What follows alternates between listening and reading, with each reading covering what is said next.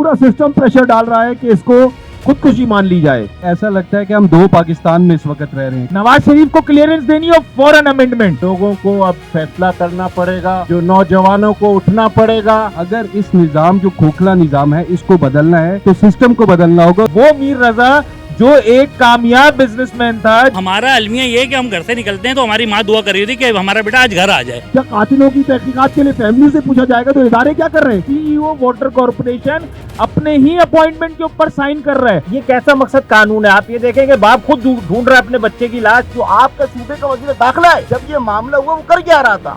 वजीर सेहत चाहे होम मिनिस्टर सीएम सब दे इस्तीफा। कौन लेगा इनसे इस्तीफा? अरे फैजान साहब क्या बात कर दी। अच्छा, आप मीर रजा की बात कर रहे हैं, ऐसे कितने मीर रजा शहर कराची ने खो दिए हैं। वो कह रहे हैं भाई करप्ट है तो इस्तीफा दे दो। दे देना। मेयर कराची का ये इख्तियार भी नहीं है वो कराची के किसी इलाके से पार्किंग करा सके। आपके स्टूडेंट पॉलिटिक्स बैन है, कौन निकलेगा, इनकी नुमाइंदगी करेगा कौन? कुछ दाल में काला है कि लोग पीछे नहीं हट रहे हैं। बताया जाए ये अवाम आज जानना चाहते हैं।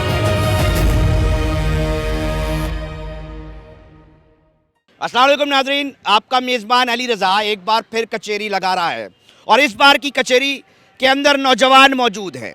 इस वक्त सियासी समाजी लोग मौजूद हैं, मुख्तलिफ ज़िंदगी के शोबे से ज़िंदगी से ताल्लुक़ रखने वाले लोग मौजूद हैं, उसमें वकला भी हैं, सहाफ़ी भी हैं। और सवाल क्या कर रहे हैं? सवाल ये कर रहे हैं कि ये बताया जाए कि आज जदीद दौर के अंदर भी वो निज़ाम क्यों नहीं बन सका कि जो मीर रज़ा के कत्ल होने के बाद ये पता नहीं चला सका कि जनाब इसकी खुदकुशी हुई है या ये कत्ल हुआ है। ये कौन सा सेहत का निज़ाम है जिसके दावे किए जाते हैं कि सबसे बेहतर है? वो निज़ाम ये क्यों नहीं बता सका कि गोली आगे से लगी है या पीछे से? बताया जाए ये अवाम आज जानना चाहते हैं, कराची के लोग जानना चाहते हैं कि तेज़ाब मीर रज़ा की जिस्म पर लगा था या नहीं। ये सेहत का निज़ाम, ये लोग जो मेडिकल लीगल ऑफिसर हैं वो ये क्यों नहीं बता सके? एक के बाद एक मामला मशकूक होता रहा।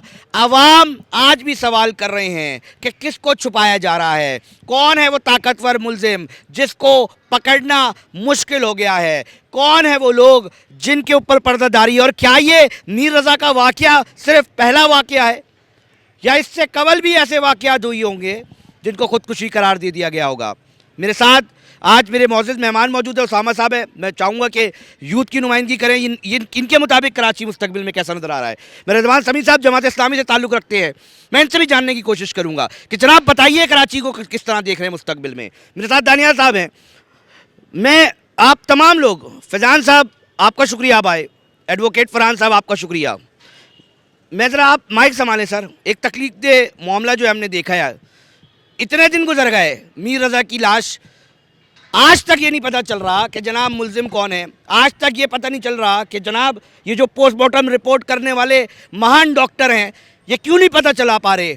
आखिर कहाँ गलती हो रही है? या ये सिर्फ मुजरिमाना गफलत है या इसके पीछे हम ये समझ लें कि निज़ाम अब सिंध हुकूमत का तबाह बर्बाद हो चुका है?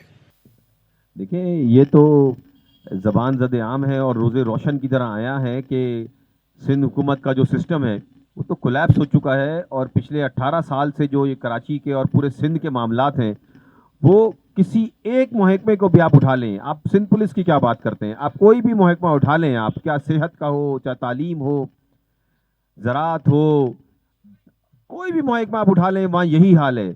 अब मीर का जो ये कत्ल है, किस कदर मुजरिमाना गफलत थी ये कि फैमिली को प्रेशराइज किया जाता रहा कि उसको खुदकुशी पर मान लें। वो उनके वालिदैन, उनके घर वालों पे कितनी अजियत ये गुजरी होगी कि पूरा सिस्टम प्रेशर डाल रहा है कि इसको खुदकुशी मान ली जाए। मेडिकल रिपोर्ट क्या कहती है कि गोली सीने से दाखिल हुई और पीछे से निकल गई, जबकि मामला बिल्कुल रिवर्स था। गवर्नमेंट के अस्पतालों में जिस तरह मेडिको लीगल रिपोर्ट बनती है, सबके सामने वो हाल है, सबको पता है ये बर्बाद हो चुका है सिस्टम। और ये एक ऐसा टेस्ट केस है कि जिसमें किसी को बचाने की कोशिश की जा रही है। इंशाल्लाह कराची की यूथ इस वक्त सड़कों पे है, जेनजी सड़कों पे है और कराची की यूथ, कराची के नौजवान के कातलों का खुद पता लगाएगी और इंशाल्लाह हम बैठेंगे नहीं चैन से, सड़कों पे रहेंगे जब तक कातिल का पता नहीं चल उसामा साहब माइक जरा संभालिए, बताइए मुस्तकबिल कैसा देख रहे हैं कराची का। बताइए कि क्या कराची के अंदर दोबारा लाशें इस तरह गिरेंगी और बताया जाएगा जी ये खुदकुशी है? और क्या फिर से इस शहर को निकलना पड़ेगा हर लाश के बाद कि जनाब ये लाश निकली, अब फिर शहर निकले बताने के लिए कि दुरुस्त तफ्तीश की जाए? क्या हर बार दुरुस्त तफ्तीश के लिए इस शहर को निकलना पड़ेगा? मेरा ख्याल है कराची निकल चुका है। जो आप बात करेंगे निकलेगा नहीं, कराची इस वक्त बाहर है, रोडों पे है। मैंने अपनी पूरी दौरे जवानी में, जब जितनी मेरी एज है, मैंने आज तक कराची की यूथ को, नॉन पॉलिटिकल यूथ को कभी भी एक्टिव बाहर नहीं देखा। और ख़ास तौर पे जो एक काकरोच का वर्ड इस्तेमाल होता है, जन जी का वर्ड इस्तेमाल होता है, आज वो रोडों पे नज़र आ रही है और उनकी तादाद बढ़ती हुई भी आपको नज़र आ रही है। और वो एक जगह नहीं टिके हुए, कभी वो बहादुराबाद पे होते हैं, कभी तारिक रोड पे होते हैं, कभी तीन तलवार पे होते हैं। और सबसे अच्छी बात यह है कि हर आम तबका, चाहे वो किसी भी लाइफ स्टाइल से हो, सेलिब्रिटी हो, ज़मीन पे हो, आप जैसे सहाफ़ी हो, वकील हो, वो सब उनसे दर्द रखते हैं। और सारी पार्टियां भी उसको हाईजैक भी नहीं कर रही, हर बंदा अपने अपने का डाल रहा है। तो माशरती तौर पे ये बात समझ आ गई है लोगों को कि ये कल हमारा बच्चा भी हो सकता है, कल ये मैं भी हो सकता हूँ। और सबसे बड़ी बात ये है कि पढ़े लिखे लोग, पढ़े लिखे लड़के हैं। एक IBA का ग्रेड जिसने बिजनेस शुरू किया, एंटरप्रेन्योर है, जिसको रियासत ने कुछ नहीं दिया, वो 40% टैक्स पेयर भी है, उसके बावजूद उस रियासत के अंदर वो अपनी जगह बनाता है, अपनी शनाख्त बनाता है, अपना ब्रांड बनाता है। और फिर वो एक जगह पे जब आ जाता है, एक 26 साल का लड़का, उसके साथ एक ऐसा इंसिडेंट हो जाता है और उस इंसिडेंट के बाद रियासत के पास कोई जवाब नहीं है। चाहे, और जो लोग जवाब देने की कोशिश कर रहे हैं, सबसे अहम बात तो ये है कि उन सबको जिम्मेदार ठहराया जाने लगा है। अगर आपने स्टेटमेंट देखी हो डॉक्टर सुमैया की, तो उन्होंने ये कहा कि मैं खुद इस सिस्टम के आगे जो है वो बेबस हूं। इतनी बड़ी डॉक्टर, अगर वो कोई सच्चाई की, या कोई एक गवर्नमेंट ऑफिशियल भी अगर सच बात करने की कोशिश कर रहा है, तो उसकी बात को भी दबाया जा रहा है। तो इसका मतलब है कि कुछ दाल में काला है। और सबसे अच्छी बात यह है कि लोग पीछे नहीं हट रहे हैं। ऐसा नहीं हो रहा कि गवर्नमेंट आए और गवर्नमेंट आके कहे कि हमने सब कर दिया है, हम करने जा रहे हैं, आप लोग सब घरों पे चले जाएं। नहीं, अब नौजवान बेदार हो चुका है, लड़के हो, लड़कियां हो, लोअर क्लास का मसला नहीं है, अपर क्लास का मसला नहीं है, मिडिल क्लास का मसला नहीं है, ये सबका मसला है। ठीक है, हसन साहब एडवोकेट हैं, जरा मुझे ये बताइएगा, सरकार ने SHO को हटा दिया है गुलिस्तान जौर, कागयाटी DSP को भी हमने मुअत्तल कर दिया है। इस शहर के नौजवान क्या देखते हैं? इतना काफ़ी है, ये मरहम रख देगा, ये ठंडक दे देगा? वो नौजवान जिनके दिलों में इस वक्त आग भड़क रही है, वो नौजवान जो इस वक्त सड़कों पर इस वक्त इंसाफ मांग रहा है और कह रहा है कि बताया जाए कि मीर रजा का कातिल कौन है? अली भाई, इस मुल्क में ये तो एक जनरल प्रैक्टिस रही है और अफसरान को अपने कमरों में बुला के ये कह दिया जाता है कि यार हमें ऊपर से प्रेशर है, कुछ टाइम के लिए हम आपको सस्पेंड कर रहे हैं या अपनी सर्विस से हटा रहे हैं, फिर हम आपको अच्छे थाने में, जहां पर अच्छी तरीके से इनकम जनरेट हो, जहां पर सब डिविजनल की अच्छी इनकम जनरेट हो, वहां पर आपको लाके हम तैनात कर देंगे। लेकिन ये श्योरिटी देकर हटाया जाता है कि आपको उसकी कंपनसेशन देंगे। अफसोस तो ये है कि सिविल सोसाइटीज, NGOs, वकला बरादरी के अलावा कोई एक सियासी जमात, आई डोंट नो यहाँ पे कौन कौन सी पॉलिटिकल पार्टीज के नुमाइंदे हैं, अगर उनको ये बात बुरी लगे तो लगती रहे, लेकिन कोई एक सियासी जमात का रुकन, ओहदेदार ने इसके ऊपर कोई कंडेमनेशन नहीं निकाली, ना ही उनके एहतजाज में जाकर अपने दुख का इजहार किया। वो मीर रजा जो एक कामयाब बिजनेसमैन था, जिसने एक कार्ड से अपना बिजनेस शुरू किया और उसके बाद जाके 4 ब्रांचेस पे वो खड़ा था, आपका ये निजाम इतना कोलैप्स कर गया है कि आप मीडिया पर बैठ के सिंध हुकूमत ये कहती है कि लोग कराची आते हैं इलाज करवाने इंटीरियर सिंध से और पूरे पाकिस्तान से, बल्कि अब तो दुनिया की मिसाल देने लगे। और अपनी बात का मजाक इन्होंने खुद उड़ा दिया कि इनको कराची में इतने फेमस, इतने एक्सपीरियंस डॉक्टर्स होने के बावजूद, इनके मुताबिक कह रहा हूं मैं, इनको हैदराबाद का बोर्ड तश्कील देना पड़ा। और अब जो MLO बना है, उस MLO में जो एग्जीबिशन रिपोर्ट आई है, जो कबर खुशाई की, उसके जरिए पता लगा गया है कि कहां कहां पे उसको इंजरी सफर हुई है। उसके गले से जो काला जो एक बरामद हुआ है, जो भी उसके जिस्म में था, वो सारी चीजें MLO में आई है। तो ये मालूम हो रहा है कि it's not an suicide, it's an brutal murder. और यहां पर मसला यह है कि जो हुकूमत के होम मिनिस्टर साहब है ना, माजरत के साथ, वो सूबाई सिंध के होम मिनिस्टर नहीं है, वो पाकिस्तान पीपल्स पार्टी जो सिस्टम का एक होम है ना, वो उस होम के होम मिनिस्टर हैं। जब भी जब कोई मजलूम मारा जाए उनकी तरफ से प्रेस कॉन्फ्रेंस नहीं होती, लेकिन कोई जालिम उठ के हुकूमत को आंखें दिखाए, उसकी रिट को चैलेंज करता है, तो फिर फौरन ज़ियाउल अंजार साहब को याद आता है कि मुझे मजलूम को जो है एटीसी के केसों में बंद करना है। आज आप उठा लें 90% शहर कराची के जो नौजवान है वो बेचारे अपना सीआरओ लिए घूम रहे हैं। कोई टिंटेड शीशे के अंदर सीआरओ के अंदर है, कोई बाइक चोरी के मुकदमात में जो एक फैब्रिकेटेड मुकदमात बुक करते हैं उसके सीआरओ में है। देखें ये निजाम ऐसे नहीं चलेगा। पॉलिटिकल पार्टीज का काम रह गया है सिर्फ तनकीद बराए तनकीद करना। इस्लाह जो है वो किसी एक पॉलिटिकल पार्टीज बुला लेना, मीर रजा के जो कातिलों को पकड़ने के लिए ऑल पार्टीज कॉन्फ्रेंस कर देना, उसमें करारदाद पास ऑल पार्टीज कॉन्फ्रेंस में कि जब तक मीर रजा का मसला हल नहीं होगा, जब तक मीर रजा को इंसाफ नहीं मिलेगा, ना ही हम असेंबलीज में बैठेंगे, ना ही हम कोई सेशन अटेंड करेंगे, हर सेशन का हम बॉयकॉट करेंगे, हर सेशन से हम वॉकआउट करेंगे। और मीर रजा के कातिलों को अगर नहीं पकड़ा गया, अच्छा डीएसपी क्यों सस्पेंड होता है, एसएचओ क्यों सस्पेंड होता है, why not additional IG, why not IG Sindh? यही आईजी सिंध साहब पहले एडिशनल कराची थे ना, जिनके टाइम पे जब 2023 में मैंने स्ट्रीट क्राइम्स के ऊपर पिटीशन लगाई थी तो इनके उस बयान को मैंने ऑनरेबल सिंध हाई कोर्ट के अंदर कोर्ट किया था कि इन्होंने कहा था कि डकैती न्यूयॉर्क में बढ़ती है, लंदन का भी मसला है, कराची वाले इसको हवा बना लेते हैं। तो आप इससे अंदाजा लगा लें कि सिंध हुकूमत ने उस बयान की कंपनसेशन में उस एडिशनल आईजी को आईजी सिंध बनाकर बिठा दिया, जिनका कोई बयान कभी नहीं आता, वो हर मलबा आवाम के ऊपर डाल देते हैं। आवाम पे डाले। दानियाल साहब माइक संभाले जरा। यूथ किस तरह देख रही है इन सिचुएशन को, पुलिस की तफ्तीश को, उसके बाद इस महकमा सेहत के निज़ाम को, और आज भी बताया जा रहा है कि जी खुदकुशी नहीं थी, आज पता चला इनको कत्ल है। आज जा रहे हैं वजीर दाखिला सिंध लंजार साहब, आज मेयर कराची मुर्तज़ा वहाब साहब पहुंचे हैं और लोगों से बात कर रहे हैं, उनके वालिदैन से बात कर रहे हैं। तो क्या समझ रहे हैं, यूथ किस तरह देख रही है इसको? देखें, जहाँ तक कराची का नौजवान, तो मैं समझता हूँ इस वक्त एक डिप्रेशन का शिकार है, क्योंकि कराची का नौजवान बड़ा होता है, बच्चा होता है, तो प्राइवेट स्कूल्स में वो पढ़ता है, फिर वो अब उसके माँ बाप जेवर बेच के उधार पकड़ के उसको कॉलेजेस में पढ़ाते हैं, यूनिवर्सिटीज़ में पढ़ाते हैं। अब वो यूनिवर्सिटी से जब फारिग हो जाता है तो अलमिया ये है कि ऐसा लगता है कि हम दो पाकिस्तान में इस वक्त रह रहे हैं। कराची एक पाकिस्तान है जो कि एक माफिया का और एक सिस्टम का पाकिस्तान है, और बाकी पाकिस्तान एक अलग है। आज का नौजवान जब यूनिवर्सिटी से फारिगुल तहसील होता है तो वो जॉब पे जाता है, उसके पास जॉब नहीं है, बेरोज़गारी है। अगर प्राइवेट जॉब में वो चला जाता है तो उसके बाद जब उसकी एक सैलरी आती है, एटीएम में आता है तो एटीएम से लुट जाता है, वहाँ से आता है तो इंफ्रास्ट्रक्चर का ये हाल है कि सड़क से अपनी बाइक से गिर के वो नौजवान मर जाता है। वहाँ से नौजवान बचता है तो कोई उसको स्ट्रीट क्राइम में मार देता है, वहाँ से नौजवान बचता है तो टैंकर की ठोकर से वो मर जाता है, और उसके इन सब चीज़ से नौजवान सरवाइव करता है। तो जैसे मीर रज़ा है, एक अपना छोटा बिजनेस स्टार्ट करता है तो उसको खुलेआम कत्ल कर दिया जाता है। अलमिया ये है कि उस कत्ल पे ऐसे ऐसे बयानात दिए जा रहे हैं। आप देखें, मीर रज़ा कत्ल केस में उनके वालिद की स्टेटमेंट है कि एडिशनल आईजी के और आईजी को पता है कि कातिल कौन है।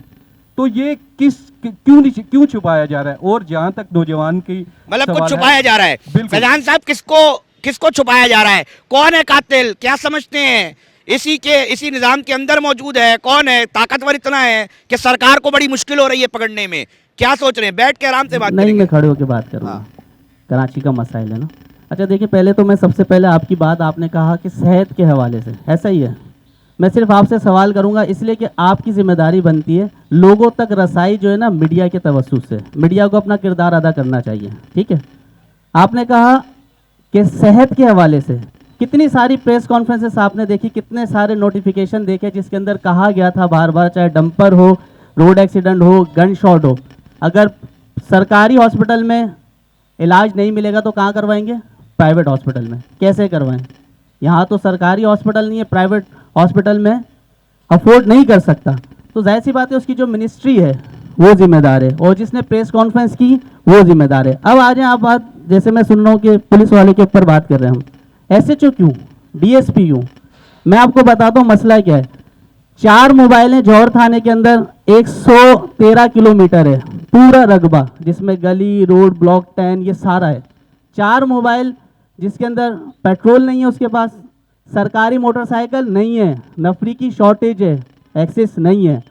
4 मोबाइल के अंदर 113 के अंदर गलियों के अंदर वो हर जगह तो नहीं घूम सकता, उसको मोबाइलें प्रोवाइड क्यों नहीं की गई? एक बात। अच्छा, ये सिर्फ जौहर थाने का मसला नहीं है, जबकि हम बात जो कर रहे हैं वकवा हुआ यहाँ से एफआईआर कटती है, वहाँ से उड़ा देते हैं जौहर एसएचओ को और डीएसपी को। नहीं, एसएसपी भी उड़ना चाहिए, यहाँ पे चाहिए शहर के अंदर वजीर दाखिला, वजीर सेहत, चाहे होम मिनिस्टर, सीएम, सब दे इस्तीफा। कौन लेगा इनसे इस्तीफा? अरे फैजान साहब क्या बात कर दी। अच्छा, इस तरह ये बता रहा हूँ। आपके मुतालबे पे सुन ये होंगे काम। हाँ। ये आप जैसे कॉकरोचेस जो नौजवानों का जिसका इस्तेलाह के नाम पर दिया जा रहा है, ये नहीं लेंगे अच्छा, हम इस्तीफा। कॉकरोचेस नहीं है, बात समझिएगा। हम है ना इंसान है, सही है ना, अशरफुल मखलूक़ात हैं, हमारी एक वैल्यू है, वो हम समझते नहीं है। इत्तेहाद की ना इत्तेहाद नहीं है इस वजह से। वरना आप ये बताएं मुझे, इतने टाइम से यही लोग मुसल्लत होते आ रहे हैं, इनकी चेंजिंग नहीं हो रही। जौहर के आप मुझे बताएं, पहले ये कंप्लीट कर लूं कि मोबिलाइजेशन देना किसका काम है? सरकार पुलिस का। का, सरकार का। क्यों नहीं दी गई? आज हर सिपाही को, एसएचओ को, एसएसपी को, डीएसपी को पूछो कि तुझे कितने कार्ड दिए गए पेट्रोल के? नहीं दिए गए, होते नहीं है। तो मतलब हम तो है ना, लाशें फंड लेते रहे खा शहर जाते, की, आप फंड ये कह खाया रहे जाता फैजान है। साहब इसके कि लाशें अंदर तो उठाओ मैं बस शहर समझता के हूँ लोग। एडिशनल आईजी से लेके डीआईजी, आईजी, ये तमाम तर लोग हैं। फिर दूसरी बात ये देखो, मुझे अपने हिस्से का अल्लाह को जवाब देना है। मेरे कमांड के अंदर अगर कुछ मसला हो रहा है तो मुझे सबसे पहले इस्तीफा देना चाहिए। ऐसा ही है, क्यों नहीं दे रहे? और दूसरी बात ये, 2016 से लेके 2026 आ गया, ड्रामे देख रहा हूँ, 3 अरब, 1 अरब, सेफ सिटीज कैमरा। अरे एक सीसीटीवी नहीं निकली इनसे अभी तक। कभी इस शादी आपको हाल नहीं वाले नजर के आ पास रहा? जा रहे हैं, कैमरे कभी लगाए इसके तो पास। है। प्राइवेट के पास क्यों जा रहे हैं आप? सर कैमरे लगाए ना चालान लेने के लिए। चालान लेने के लिए। आज तक मुझे बता दें सेफ सिटी कैमरा से कितने लोग पकड़े गए, आप बताएं। तो ये ऐसे नहीं आएगा, ये चेंजिंग ऐसे नहीं आएगी जब तक ये चंद लोग, ये इन्होंने ना कैप्चर किया हुआ है कराची को। अच्छा, खुद के बच्चे इनके मर नहीं सकते यहाँ पे। वजह, बाहर की वीडियोस के अंदर आप देखोगे वहां पे भी प्रोटोकॉल में घूम रहे हैं, बाउंसर्स लेके घूम रहे हैं, और आप में यहाँ पे सिक्योरिटी के लिए इनके हाथ फैलाते रहे, ये नहीं देते। मोबाइल छिन जाए, सेफ सिटी। किसकी बात कर रहे हैं आप? कौन कौन बाहर घूम रहा है ऐसे गार्ड मैं लेके? नाम ले देता हूँ, शर्जील इनाम मेमन साहब का बेटा, हाँ। उसका आपने नहीं देखा क्या? ऐसे बहुत सारे लोग हैं। दूसरी बात ये, इसी साइंस सरकार के बहुत सारे ऐसे लोग हैं जो जमानों से बाहर थे, अब आ गए 2013 से। अब 2026 में उनको याद आया कि कराची हमारा शहर है, यूथ हमारी है, सारी है। इसके ऊपर मैं आपसे बाद में तफसीली बात ठीक है करूंगा। उसामा साहब, पकड़े जरा ना माइक, आप भी नौजवान बैठे में, मुझे बताएं ना, इसी तरह चलता रहेगा सिस्टम?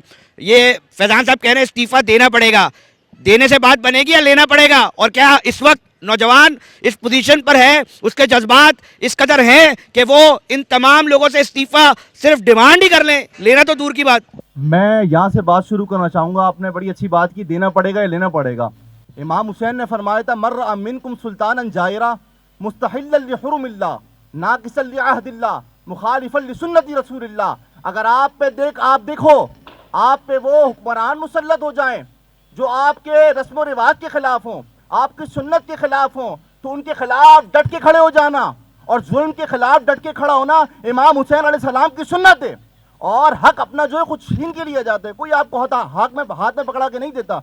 मेरे भाई ने अभी छोटी सी बात फरमाई थी कि दाल काली, दाल में कुछ काला है, ये पूरी दाल काली। मेरे भाई अब वो टाइम चला गया है कि दाल में कुछ काला था, अब यहाँ पूरी दाल ही काली है। नौजवान जो निकल चुका है अब घर से बाहर, वो इस दाल को जो काला देख रहा है उसको हांडी से निकालकर बाहर फेंकने की ताकत अपनी बना पाएगा?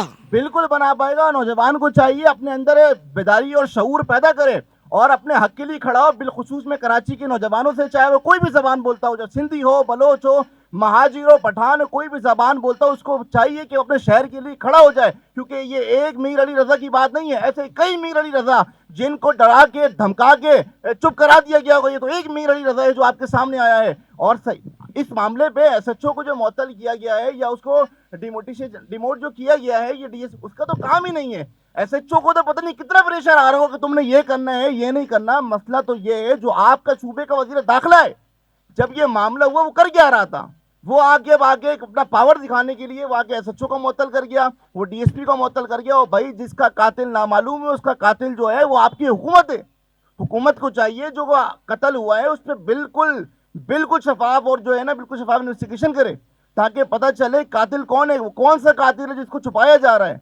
सच्चाई छुप नहीं सकती बनावट के उसूलों से, खुशबू आ नहीं सकती कभी कागज से। जबरदस्त उसामा साहब। फरहान साहब पकड़े जरा, कराची बार को हम देखते हैं, आप भी वकील है, कराची से ताल्लुक़ रखते हैं। फरहान साहब, हर इशू के ऊपर कराची बार बोलती है। एडवोकेट साहब आपसे भी मैं तवज्जो चाहूँगा, क्या वजह है कि इस मीर रज़ा के ऊपर वो कराची बार की तरफ से वो मौकिफ नहीं आया, क्या नहीं, वजह है वकील देखें साहब? अली रजा, थैंक यू वेरी मच कि आपने मुझे मौका दिया।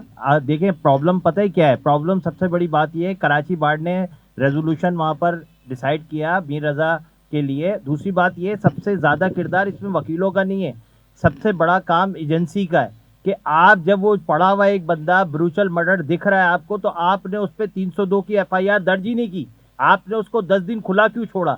लिहाजा नेग्लिजेंसी जिसने की, चाहे उसमें IG हो, एडिशनल IG हो, व्हाटएवर मिनिस्टर हो, भारत में आप देख लें कि जिसने उनको कॉकरोचेस को निकलने के लिए कहा था, उनको जब तक उसने इस्तीफा नहीं दे दिया, कॉकरोचेस नहीं बैठे।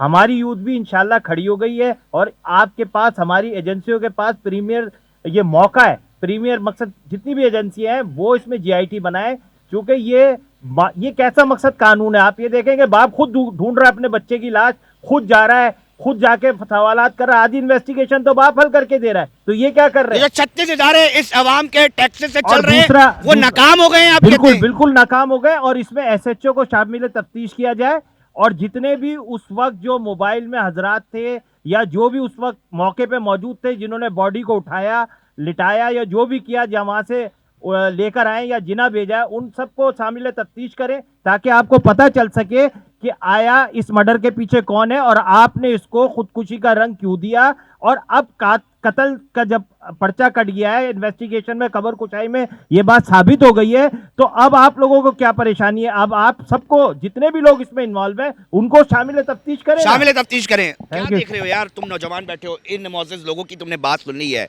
क्या सोच रहे हो, किस तरह देख रहे हो, ये क्या है, हॉरिबल चीजें नजर आ रही हैं? पहले तो आपका बहुत बहुत शुक्रिया और इस खूबसूरत महफिल का। मुझे नहीं पता यहाँ पर दीगर लोग कौन बैठे हुए हैं, क्या हैं, हम तो एक आवाम हैं और एक अपनी राय दे रहे हैं।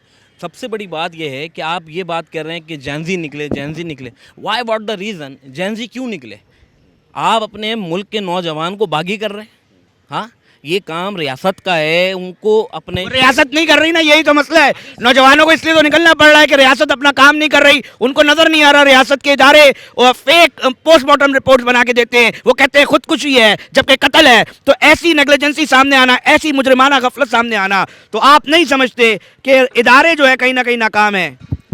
इदारे 100%, 200% नाकाम है। लेकिन सबसे बड़ी बात यह है कि आप ये क्या समझ रहे हैं, जो कॉकरोच की आप मिसाल दे रहे हैं, चीज़ें दे रहे हैं, सब कुछ दे रहे हैं, वहाँ पर पुलिस ने लाठी चार्ज करा है। यहाँ पर अगर नौजवान निकल आए ना सर, गोलियाँ चल जाएंगी नौजवानों पर। आज के दौर में नौजवान अपने घर का पूरा नहीं कर पा रहा, मास्टर्स किया हुआ बंदा यहाँ पर कचौरियाँ बेच रहा है। शहर कराची के अंदर सबसे बड़ा मसला PRC डोमिसाइल का है। मैं खुद एक अल्हम्दुलिल्लाह एजुकेटेड पर्सन हूँ, यूनिवर्सिटीज़ में लेक्चरार हूँ, चीज़ें करता हूँ, अपने दीगर मामला अपने घर की जो भी ज़रूरत होती है अपने तरीके से, जिस इस शहर में ख़ास तौर पे बता रहा हूँ, जितना मैं सर्वाइव करता हूँ, काश ये सर्वाइव मैं लंदन कनाडा में करूँ ना, तो सर मुझे इतना पता है आने वाले टाइम में मैं उस शहर का, उस कंट्री का सिटी नाज़िम बन जाऊँगा। आप कह रहे हैं मीर रजा जैसी और लाशें आ जाए, हम लोग अपने मसाइल ही हल नहीं कर पा रहे तो हम नहीं निकल सकते? 100%। आप मीर रजा की बात कर रहे हैं, ऐसे कितने मीर रजा शहर कराची ने खो दिए हैं। आप तो ये कराची शहर है, बाशऊर शहर है, सोशल मीडिया है, आप इंटीरियर सीन में जाएं सर, आप कानों पे हाथ लगा लेंगे कि वहाँ पर जुल्म जबर क्या। वहाँ सिर्फ ये है कि वहाँ के जो वडेराना निज़ाम है, उन्होंने वहाँ के लोगों को एजुकेशन ही नहीं दी है, मोबाइल का सही से यूज़ आउट ही नहीं दिया है। जितना कत्ल गारत इंटीरियर सिंध में होता है, अल्लाह अकबर, शहर कराची में भी नहीं होता होगा। नहीं हो सकता। भाईजान क्या देख रहे हैं, मुस्तकबिल कैसा देख रहे हैं? आपने तमाम लोगों की बातचीत सुनी। सर थोड़ा सा सोल्यूशन, अब हर चीज़ का प्रॉब्लम होता है, उसका हमें रूट कॉज एनालिसिस भी करना पड़ता है। देखें, पाकिस्तान के अंदर सबसे जो हमारी यूथ के साथ जो सबसे बड़ा जुल्म हुआ है वो ये हुआ है कि हमारी स्टूडेंट्स की नुमाइंदगी ख़त्म कर दी गई है। स्टूडेंट पॉलिटिक्स के ऊपर बैन कर दिया गया है। यूथ आज, मेरा भाई डरा रहा था कि बाहर निकलेगा लाठियाँ पड़ेंगी, गोली पड़ेगी। फिर वकील जो है उनकी बात क्यों मानी जाती है? तो कि वो उनकी एसोसिएशन है। आप सहाफ़ियों को हाथ लगा के दिखाए कोई, मतलब हर किसी के पास नुमाइंदगी है, पुलिस के पास डंडा है, यूथ के पास क्या है? आपके स्टूडेंट पॉलिटिक्स बैन है, कौन निकलेगा? इनकी नुमाइंदगी करेगा कौन? बहुत ज़बरदस्त जनाब, एक मौक़िफ़ आया है नौजवान की तरफ से कि यूथ कर रहे हो, इसको ये वो यूथ है जो सबसे पढ़ी लिखी है, MPhil PhD होल्डर्स हैं, पढ़े लिखे लोग हैं, इनको जमहूरी दौर के अंदर अपना नुमाइंदा चुनने का हक नहीं दिया। इस सरकार ने जो असेंबलियों में जाकर जमहूरियत की वो बातें करती नज़र आती है कि अल्लाह कान पे हाथ लगा लेगा आम आदमी। मगर इस जमहूरियत के दौर में एक नौजवान शिकवा करता दिखाई दे रहा है कि इस जमहूरी दौर के अंदर सबसे पढ़े लिखे तबके को इन्होंने राइट नहीं दिया, जमहूरी राइट नहीं है कि वो अपना नुमाइंदा जो है वो चुन सके और अपने मसाइल के लिए वो सिंडिकेट्स के अंदर, यूनिवर्सिटीज़ के अंदर जो है वो ला सके। मैं चाहूँगा कि और कोई अगर बात करना चाहे तो मुझे बताएं कि आप लोग किस तरह देखना चाह रहे हैं, किस तरह देखना चाहते हैं और किस तरह नज़र आ रहा है आपको मुस्तकबिल। अच्छा, ऐसे कितने मीर अली रज़ा कितने वो हो गए, लेकिन इसकी क्या गारंटी है जैसे अगर ये पकड़ा भी जाता है तो ये बेल नहीं होगी, इसको क्या सज़ा मिलेगी? क्यों इसको सारे आम मतलब कोई ऐसी सज़ा नहीं मिलती जो आइंदा कोई ऐसा मीर रज़ा जैसा ना हो? वो कह रहे हैं भाई अभी तो पकड़ना ही मुश्किल हो गया, अगर पकड़ लिया जाए तो जनाब वो कह रहे हैं कि फिर अदालती मामला इतने कॉम्प्लिकेटेड होते हैं कि उधर से छुट जाता है। फरहान सर माइक देना, मैं चाहूँगा ज़रा रिजवान साहब से मैं इस पर मौक़िफ़ लूँ। अपोजिशन में आपकी जमात सर, वो मुस्तफ़ा कमाल साहब कहते हैं जुम्मे के बाद जमात इस्लामी का एक काम रह गया एहतजाज करना, ज़रा उस पर ही मौक़िफ़ दे दें और क्या सिर्फ एहतजाज से ही मसले हल होंगे या कोई और भी तरीका अपनाना पड़ेगा? देखिए, सबसे पहले तो बात क्लियर कर दूं कि जितने एहतजाज हुए हैं उसमें बहैसियत टाउन चेयरमैन मैं भी मौजूद रहा हूं भादराबाद चौरंगी पे, और जमात इस्लामी की पूरी क़यादत जो है अमीर जमात इस्लामी पाकिस्तान हाफिज़ नईमुर रहमान साहब, अमीर जमात इस्लामी कराची मुनिम ज़फ़र साहब, सैफुद्दीन एडवोकेट साहब, ये सब गए हैं। उसके पास फैमिली के पास भी गए, सारी मालूमात भी की है और ताज़ियत भी की है। लेकिन सिस्टम इतना खोखला है और जब जो नाकामी नज़र आ रही है पुलिस डिपार्टमेंट की कातिलों को पकड़ने में, इससे साबित हो रहा है कि किसी की पुष्पराही की जा रही है और किसी बड़े नाम को छुपाया जा रहा है। साफ नज़र आ रहा है इतना ओपन एंड शट केस है, इसमें बहुत ज़्यादा तहकीकात की गुंजाइश ही नहीं है। और ये ऐसे कातिल तो फ़ौरन, ये कोई कराची शहर के अंदर वाक़या हुआ है, कोई यहाँ से 200 किलोमीटर दूर जंगल बेयाबान में नहीं हुआ है। गुलिस्तान जौहर एक आबाद इलाका है, वहाँ ये केस हुआ है। इसके कातिल तो फ़ौरन पकड़े जाने चाहिए थे, लेकिन सर वो यूनिवर्सिटी रोड, बदकिस्मत यूनिवर्सिटी रोड है जो बेचारी बन के नहीं दे रही। उस जगह पर जिस मकाम पे सीसीटीवी निकाली है उस वक्त इतना गुप अंधेरा था कि अगर आपकी 10 सीसीटीवियां भी लगी हों तो वो नहीं निकाल पा रहे हैं। इस वक्त हर जगह तमाम प्राइवेट इदारों ने सीसीटीवी लगाई हुई है और ये चाहें तो विदिन 24 आवर्स पकड़ सकते हैं, लेकिन केस को घुमाया जा रहा है बार बार जो है। क्यों मेडिकल बोर्ड चेंज होता है बार बार जो है, क्यों जो है ये, अब आप गुलिस्तान जौहर का पहला वाकया थोड़ी है। आप लेना सीडीआर एसएचओ की, गुलिस्तान जौहर के एसएचओ की और उसके डीएसपी की सीडीआर निकालें, आप सच्चल थाने के एसएचओ की सीडीआर निकालें, आप गुलिस्तान जौहर थाने की और सच्चल थाने की सीसीटीवी फुटेज निकालें, आपको पता चलेगा कि ये थाने तो मरकज़ है डीलिंग का, कि पैसे की रिकवरी के लिए ये थाने इस्तेमाल होते हैं, कि ये अगवा करते हैं, तशद्दुद करते हैं, पैसे की रिकवरी में परसेंटेज लगाते हैं और परसेंटेज के बाद वो तकसीम करते हैं। ये तो मशहूर है थाने इस कामों के लिए। आप ले सीडीआर एसएचओ की क्यों नहीं लेते आप? ये सब मिले हुए हैं आपस में। वज़ीर दाखिला लंजार साहब कहते हैं हर वो चीज़ जो फैमिली चाह रही है उसके मुताबिक हो रहा है। जुडिशल कमीशन बनाया गया था, फैमिली ने एतराज़ किया, मीर रज़ा की मना कर दिया गया। बाकी सारे काम सिंध गवर्नमेंट फैमिलियों से पूछ के करती है क्या? ये जो इलेक्शन में 47 के ऊपर आ गए, फैमिलियों से पूछ के किया? ये जो करप्शन का सिस्टम है, ये एसबीसीए का सिस्टम, हेल्थ में सिस्टम, एजुकेशन में सिस्टम, ये फैमिलियों से पूछ के होता है क्या? क्या कातिलों की तहकीकात के लिए फैमिलियों से पूछा जाएगा? तो इदारे क्या कर रहे हैं? किस तरह का बयान है ये क्या कर रहे हैं? इनको फैमिलियों से पूछ के काम होगा? इनके पास इदारे नहीं है, एसएचओ की काहे के लिए, पुलिस काहे के लिए मौजूद है इनके पास? अजीब सी बात कर रहे हैं बिल्कुल। वो इदारे आप क्या समझते हैं महकमा सेहत के अंदर जो मेडिकल लीगल ऑफिसर्स है, लीगल ऑफिसर्स है, वो अपना काम क्यों दुरुस्त तरीके से नहीं करे और उनके ऊपर क्या कार्रवाई होनी चाहिए और अब तक क्यों नहीं हुई? मेडिकल पुलिस सर्जन ने खुद मीडिया के सामने कह दिया, एडिशनल आईजी आजाद खान के सामने कह दिया कि हाथ पैर बंधे हुए, हमको तो रिपोर्ट भी नहीं बनानी दी जाती, डमी और पपेट बिठाए जाते हैं, पीछे से डोरे हिलाई जाती हैं, हर चीज अपनी मर्जी के। हम टाउन में बैठे हैं, वहां कितना बुरा हाल है, केएमसी चले जाए वहां कितना बुरा हाल है, बल्दियात में चले जाए बुरा हाल है।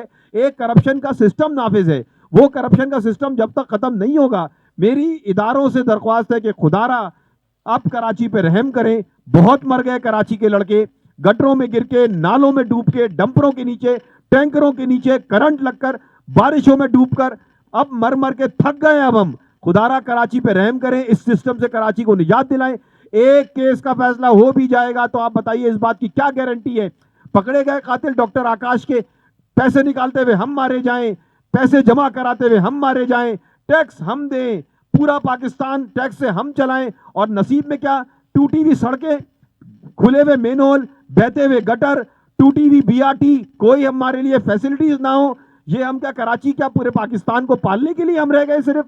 अब खुदारा मेरी मुकर्रम इदारों से गुजारिश है, मुख्तलिफ इदारों से गुजारिश है कि कराची को इस सिस्टम से निजात दिलाएं और कराची को यहाँ से अलग करें। उसामा साहब, एक बड़ा बयान दे दिया उन्होंने। कहा है एक तो सिस्टम से निजात दिलवाई जाए, सिस्टम से निजात दिलवाई दी जाएगी। आपको लग रहा है कि क्या दिलवाई जा रही है? और साथ साथ ये कुछ कह रहे हैं कि अलग करें, ये क्या अलग करने का मुतालबा सामने आया है? देखिए, मेरिट जो है ना सबसे बड़ा पॉइंट ऑफ व्यू है इस सारी बात का। आप देखें ना, हर इदारे के अंदर अगर मेरिट नहीं है और डिसेंट्रलाइजेशन है, बाहर से लोगों को लाके भर्ती किया जाएगा और मकामी नुमाइंदगी नहीं होगी, जिसको यहाँ का दर्द नहीं होगा वो यहाँ की बात क्या करेगा? अगर आप सिंध पुलिस के अंदर देखें, आप किसी भी इदारे में देखें, टाउन हो, केएमसी हो, वहाँ अर्बन और रूरल की क्या डिवाइड है। लोकल मकामी आबादी हो, हमारे एक भाई ने अभी डोमिसाइल की और उसकी बात करी, हमारा नौजवान यहाँ पर नौकरी करता है, क्या करता है, उसकी कनेक्टिविटी नहीं है ना। एक थाने के अंदर जो पुलिस वाले भर्ती हुए हैं वो कहाँ के लोग हैं, उनकी मकामी आबादी से क्या लिंक है, वो क्या सोच कर क्या आते हो हैं उस जाएगा थाने अगर में? लोकल पुलिस आ गई? उसामा साहब जरा बताएं ना, देखिए, हमें नहीं अगर समझ में आ रहा। जो- वो कहते हैं, लोग कहते हैं कि भाई पुलिस है ना, पुलिस अपना काम करेगी, कहीं से भी आ जाए। ये जरा समझाएं ना लोगों को, ये क्या है, लोकल पुलिस से क्या फायदा होगा? देखें, मकामी पुलिस होती है, मकामी गवर्नमेंट होती है, लोकल गवर्नमेंट मकामी होती है जब आपकी छोटी कंस्टिट्यूएंसीज होती हैं, और इख्तियार नीचे की तरफ डाइवर्ट होता है जब आप एक मिनिस्टर को सारे इख्तियारात नहीं देंगे, एक एमपीए को आप सारे बजट नहीं देंगे और लोकल गवर्नमेंट को नीचे लेवल पे देंगे, पुलिस उसके हवाले करेंगे, डीसी एसीज को उनके अंडर काम करने को देंगे, तो वो जवाबदेह ज़्यादा होगा। मैं अगर मकामी नुमाइंदा हूं तो मैं अपने इलाके का जिम्मेदार हूं, वहां का रहने वाला हूं, वहां का रिहायशी हूं, मैं जल्दी जवाब दे सकूंगा, लोग मेरे घर के बाहर आ सकेंगे। आपका तो एसएचओ का ही नहीं पता वो कहाँ से आया है, वो हैदराबाद से आया है, लड़खाना से आया है, आपको पता ही नहीं है आपका डीएसपी कौन है, वो आपके इलाके में कभी चहलकदमी नहीं करता, वो सिर्फ आपको प्रोटोकॉल लगाते हुए मिलेगा या फिर इन्वेस्टिगेशन पे या एहतजाज रोकते हुए मिलेगा। आप किसी भी एसएचओ के पास चले जाए, वो हमेशा आपसे एक ही बात कहता है, मेरे पास नफरी नहीं है, मुझे अपना थाना चलाना है। और जो थाना जो चला रहा है वहाँ एक एक बच्चे को पता है। यहाँ का नौजवान मोबाइल, जब उसका मोबाइल छिनता है वो रिपोर्ट दर्ज कराने नहीं जाता। अगर आप एक्चुअल रिपोर्ट निकाल के देख लें तो पूरे इलाके की रिपोर्ट और उसकी अपनी थाने की रिपोर्ट बिल्कुल अलग होगी। हसन साहब जरा बताएं, ये थाने कैसे चल रहे हैं कराची के? अली भाई, इस थाने में हाल ये है कि जब इन्वेस्टिगेशन ऑफिसर अपनी फाइल बनाता है ना, जो कोर्ट में पेश करनी होती है, तो वो इन्वेस्टिगेशन ऑफिसर ने बताया, मेरे मोअज़्ज़िज़ वकील साहब मेरी फ्रेटर्निटी से ताल्लुक रखते हैं, ये भी इसकी गवाही देंगे कि एक फाइल रेडी करने के 7 से 12 हज़ार रुपए कॉस्ट आती है, जो सरकार नहीं देती उनको। ऐसा ही वकील साहब, 7 से 12 हज़ार रुपए एक फाइल, जिसमें एफआईआर लगती है, फर्द गिरफ्तारी लगती है, जो पूरी पुलिस फाइल रेडी होती है। उसके साथ साथ डीजल के पैसे भी मुद्दई से लिए जाते हैं या मुलजिम की फैमिली से लिए जाते हैं। बात इन्होंने उसामा भाई ने की ना मकामी पुलिस की। मकामी पुलिस इसलिए यहाँ पे जरूरी है कि अगर मैं पुलिस में हूँगा, शहर कराची का शहरी, तो मुझे कहीं ना कहीं ये डरो खौफ होगा कि मैं करप्शन लेते हुए अगर पकड़ा जाऊंगा तो मेरे मोहल्ले वाले मुझे मारेंगे। अभी ये टाउन चेयरमैन साहब है ना, ये इस कराची के मुकामी है, ये अपने ऑफिस में रिश्वत लेते हुए पकड़े जाए तो ये अपने मोहल्ले में मुंह नहीं दिखाएंगे। ऐसा ही है टाउन चेयरमैन साहब।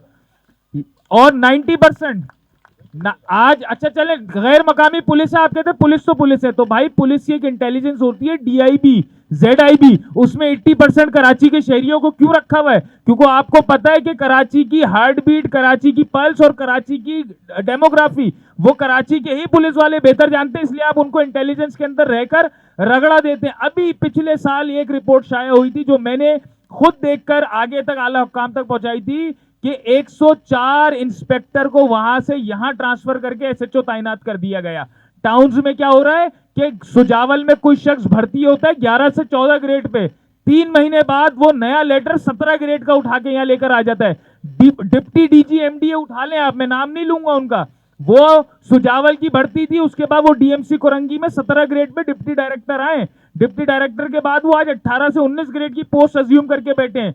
सीईओ वाटर कॉर्पोरेशन आज तक नोटिफाई नहीं है, वो सीईओ वाटर कॉर्पोरेशन, वो जब छुट्टियों पर था, नीपा की ट्रेनिंग के ऊपर था 20 ग्रेड की, तब उसको अपॉइंट किया गया और उसके अपॉइंटमेंट लेटर पे खुद, मतलब कि ये कॉन्फ्लिक्ट ऑफ इंटरेस्ट भी बनता है कानून में कि एक सीईओ वाटर कॉर्पोरेशन अपने ही अपॉइंटमेंट के ऊपर साइन कर रहा है और आज तक विदाउट नोटिफिकेशन 20 लाख रुपए तनख्वाह और मेडिकल की मद में करोड़ों रुपए मराहत ले रहा है। तो जनाब, जब ये सिस्टम चलेगा, ये कैसा बदनसीब शहर है, आपको सारे सिस्टम हटाएं, आप रूट को सही कर देना, ये कैसा बदनसीब शहर है जो वफाक को 70% दे रहा है, सूबे को 98% देता है, बदले में तुम हमें गिन ही नहीं रहे हो।